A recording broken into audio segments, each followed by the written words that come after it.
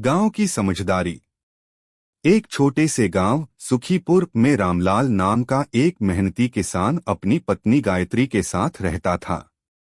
रामलाल के पास थोड़ी सी जमीन थी जिस पर वह खेती कर अपना गुजारा करता था। गायत्री एक समझदार और सुलझी हुई औरत थी जो हर कदम पर रामलाल का साथ देती थी। एक दिन रामलाल ने देखा कि उसके खेत की फसल रातों रात मुरझा गई है। आसपास के खेत लहलहा रहे थे, लेकिन रामलाल का खेत सूखा और बर्बाद था। रामलाल चिंता में डूब गया।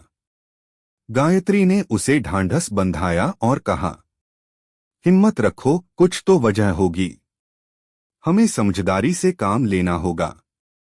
रामलाल ने सोचा कि शायद पानी की कमी या कीड़े इसका कारण हैं। उसने खेत में दोबारा मेहनत की, मगर वही हाल रहा। कुछ दिनों बाद गांव में अफवाह फैली कि रामलाल का खेत अभिशप्त हो गया है। लोग डरने लगे और रामलाल से दूरी बनाने लगे। एक रात गायत्री ने कहा, रामलाल, क्यों न हम रात में खेत की पहरेदारी करें? हो सकता है कोई शरारत कर रहा हो। रामलाल ने सोचा कि यह सही हो सकता है। उसी रात दोनों खेत में छिपकर बैठ गए।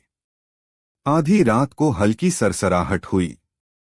रामलाल ने देखा कि गांव का मुखिया रघुवीर और उसके आदमी खेत में कुछ छिड़क रहे थे। गायत्री ने रामलाल को रोका और कहा, जल्दीबाजी मत करो, हमें समझदारी से काम लेना होगा।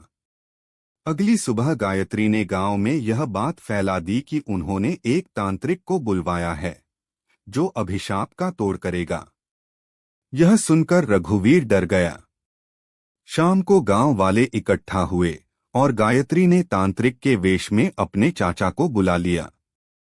चाचा ने जोर जोर से मंत्र पढ़ने का नाटक किया और कहा, अभिशाप करने वाला खुद ही सामने आएगा। डरे हुए रघुवीर ने सबके सामने कबूल कर लिया कि उसने रामलाल के खेत में जहरीला घोल डाला था ताकि उसकी फसलें बर्बाद हो जाएं और वह जमीन सस्ते में खरीद सके। गांव वालों ने रघुवीर को दंड दिया और रामलाल को न्याय मिला।